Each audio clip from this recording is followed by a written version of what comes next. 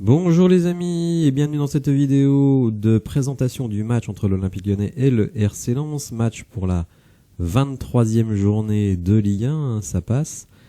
Un match évidemment très important qui fait suite à une série de sorties plutôt convaincantes de la part de l'Olympique Lyonnais, même si évidemment il reste encore beaucoup de choses à améliorer, mais disons qu'il y a du mieux, notamment dans l'envie et dans l'intensité. Et justement, s'il y a bien une chose qui caractérise le RC Lens, c'est l'envie et l'intensité, même si effectivement depuis quelques temps cette équipe est un petit peu plus en difficulté.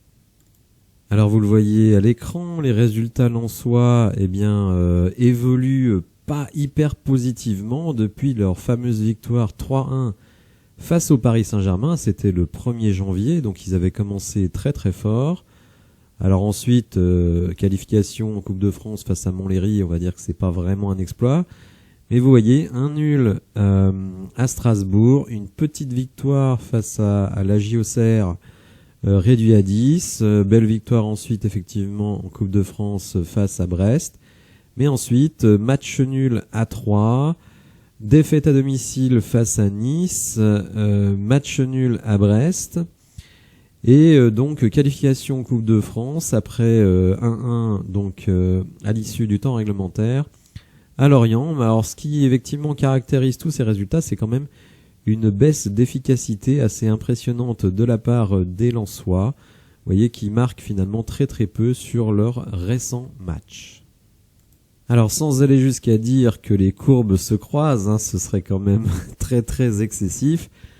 L'Olympique Lyonnais, lui, est plutôt sur une dynamique relativement positive parce que les résultats n'ont pas toujours suivi, notamment le match nul face à Brest, même s'il y avait une domination sans partage. Même dans la victoire de Strasbourg chez nous, Lyon, j'avais décrit d'ailleurs ce match comme une anomalie, avait très très très largement dominé, donc on peut dire quand même que le résultat était vraiment défavorable et surtout immérité par rapport à la production sur le terrain. Alors on a enchaîné avec une victoire assez tranquille face à Chambéry à domicile, au Groupama Stadium, même si c'était Chambéry qui était censé recevoir. Et ensuite, on a quand même enchaîné 2 victoires à l'extérieur, alors certes face à des adversaires modestes, Ajaccio et Troyes. Le match nul décevant face à Brest, mais pas forcément décevant dans le contenu, que décevant à la finition. Et une prestation plutôt enthousiasmante, notamment en début de match à domicile en Coupe de France face à Lille. L'OL a rapidement mené 2-0 après un début de match vraiment intéressant.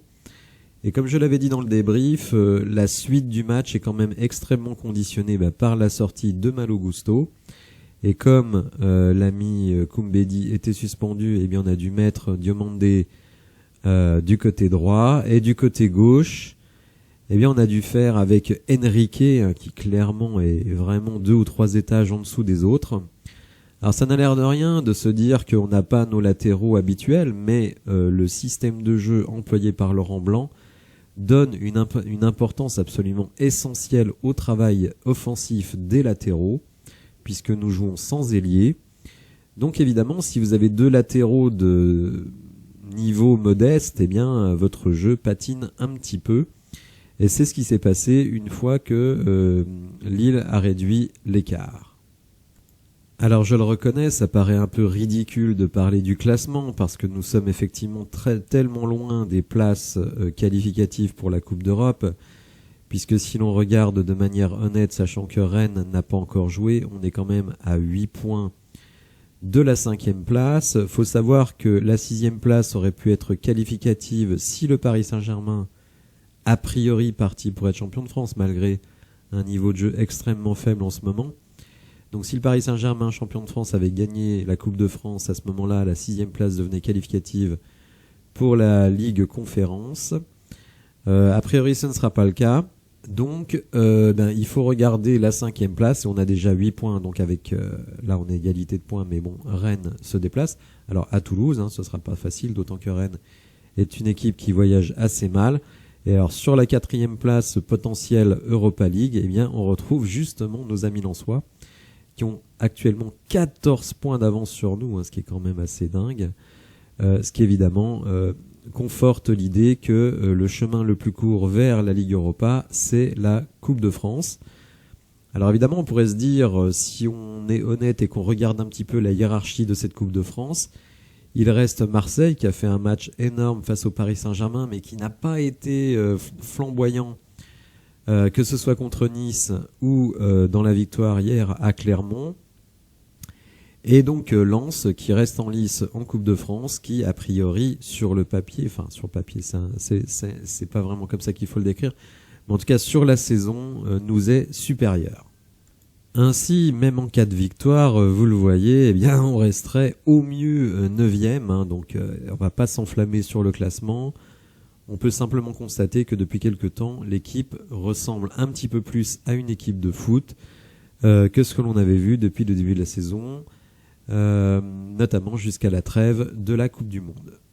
Alors l'équipe publie une composition d'équipe qui à mon avis sera la composition d'équipe, avec donc ce système en 4-3-3 ou 4-4-2 losange ou en 4-3-1-2, vous l'appelez comme vous voulez, mais disons que quelle que soit la manière dont on le nomme, ce qui est certain c'est que comme je le disais un petit peu plus tôt, l'animation des ailes est vraiment prévue pour les latéraux. Et si vos latéraux ne sont pas bons, eh ben ça pêche un peu, vous êtes un petit peu obligé en permanence de passer par le milieu avec des percussions de Ryan Cherki. Bon, sur la compo d'équipe, on met Barcola à droite, Lacazette à gauche, à mon avis ce sera plutôt le contraire. D'ailleurs, est-ce que ce sera Barcola titulaire? J'en suis pas pleinement convaincu. Laurent Blanc semble beaucoup apprécier Amin Sarr, donc je serais pas totalement étonné qu'il essaye de mettre un petit peu plus de physique et de percussion dans l'équipe des titulaires. Bon, on verra bien, mais voilà, Barcola est prévu pour être titulaire, selon l'équipe, hein, je le précise. Moi, je serais pas totalement surpris que ce soit Amin Sarr. Donc ce système de jeu a pour avantage évidemment eh bien, d'être très fort défensivement, hein, évidemment, avec Lovren et Diomandé. Diomandé une nouvelle fois qui passerait devant Lukeba. Alors ça peut choquer certains supporters de l'OL qui voyaient déjà Lukeba en équipe de France. Mais visiblement, en tout cas aux entraînements, Diomandé a gagné sa place. Et donc je trouve que c'est une très bonne chose que nos jeunes joueurs aient de la concurrence, parce que Laurent Blanc se plaignait de deux choses. D'une part de la jeunesse de l'effectif, mais aussi du manque de concurrence pour les jeunes. Là, en mettant Diomandé titulaire, il met de la concurrence.